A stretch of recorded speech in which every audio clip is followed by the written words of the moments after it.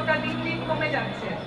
একদিকে মজুরি বাড়ানোর কথা বলা হচ্ছে, কিন্তু 2024 সনে যে ন্যূনতম মজুরি নির্ধারণ করা হয়েছিল সেই ন্যূনতম মজুরি আসলে 68% কারখানায় মাত্র দেওয়া হয়েছে। অনেক কারখানায় সেই ন্যূনতম মজুরি বাস্তবায়ন করা হয়নি। এ থেকে প্রমাণ হয় যে এই দেশে যদি কোনো নীতিও থাকে তা আসলে এই মালিক পক্ষ তা কিছুতেই পালন করেন না, তাদের দায়িত্ব অবহেলা করেন। আমরা দেখলাম কিভাবে বকেয়া মজুরির জন্য তারা বসিয়ে রেখেছেন শ্রমিকদেরকে, এবং তারা ঈদের আগে কিভাবে করে রাস্তায় ঘুরে বেরিয়েছেন, আর ওনারা বিদেশে গিয়ে ঘুরে ঘুরে বেরিয়েছেন।